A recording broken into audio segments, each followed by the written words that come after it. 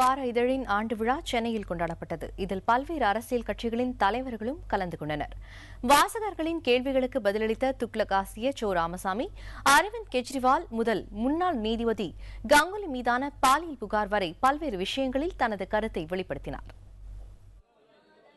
துக்ளக் வார இதழின் 44வது ஆண்டு விழா சென்னையில் நடைபெற்றது.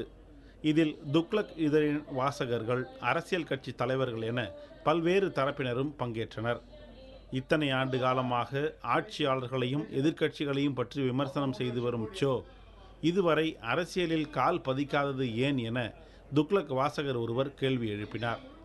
அதற்கு பதிலளித்த சோ, எந்த ஒரு விஷயத்திலும் சமரசம் செய்து கொள்ளாமல் இருப்பதே தனது குணம் என்பதால் அரசியலுக்கு வரவில்லை என சோ பதிலளித்தார்.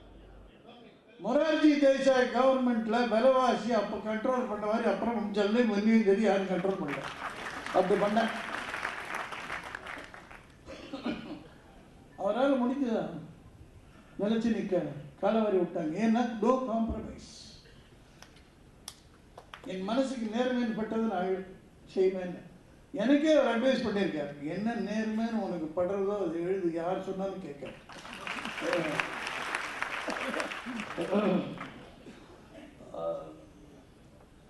ராஜாஜி ஒரு எலெக்ஷனை ஃபேஸ் பண்ணல முடியாது. அந்த மாதிரி தைரியமாக நுணுக்கமாக சிந்தித்து தைரியமாக தன் கருத்தை முன்வைப்பவர்களுக்கு ஓட்டு கிடைக்கிறது கஷ்டம். விழாவில் நாடாளுமன்ற தேர்தல் 2014 என்ற தலைப்பில் அரசியல் கட்சிகளின் தலைவர்கள் பேசினர். முதலில் பேச வாய்ப்பளிக்கப்பட்ட பாரதிய ஜனதா கட்சியின் தேசிய செயற்குழு உறுப்பினரான இல கணேசன் தங்கள் கட்சிக்கு வழிகாட்டியாக சோ திகழ்வதாக கூறினார். அருண் ஜேட்லி சோ அவர்கள் பேசுற கூட்டத்துக்கு நான் தான் இன்னைக்கு தலைமை.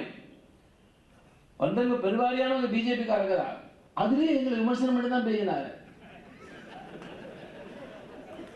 புரியுதா? நான் சொன்ன தப்பா எடுத்துக்காங்க. பழைய காலத்து ராஜாக்களுக்கெல்லாம் ஒரு ராஜகுருன்னு ஒருத்தர் இருப்பாரு. எங்களுக்கு இவர் தான் ராஜகுரு. இல கணேசனுக்கு பின்னர் பேசிய மார்க்சிஸ்ட் கம்யூனிஸ்ட் கட்சியைச் சேர்ந்த மாநிலங்களவை உறுப்பினர் டி.கே. ரங்கராஜன், நடைபெற உள்ள நாடாளுமன்ற தேர்தலில் 3வது அணிக்கு வாய்ப்பளிக்குமாறு கேட்டுக்கொண்டார். நண்பர்களே, இந்த தேர்தலில் நீங்கள் காங்கிரஸை தோற்கடிக்க வேண்டும். எந்த காரணத்தை கொண்டும் பாரதிய ஜனதா வெற்றி பெறவே கூடாது. காங்கிரஸ் அல்லாத பாரதிய ஜனதா அல்லாத மாற்று பொருளாதார கொள்கை அவங்க ரெண்டு பேரும் கசின்ஸ்.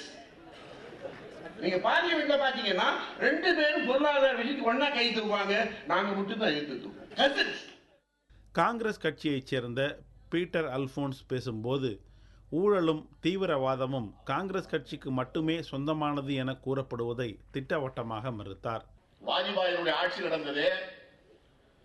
கார்கில் என்கிற இடத்தில் பாகிஸ்தான் ராணுவம் வந்து உட்கார்ந்து அவர்கள் பதாகைகளை அனுப்பி கூடாரங்களை அமைத்து அங்கே இருப்பது, அங்கே போய் ஒரு ஆடு மேய்க்கின்ற சிறுவன் சொல்லித்தான் அன்றைய தினம் ஆண்டு கொண்டிருந்த வாஜ்பாய் அரசுக்கு தெரியும்.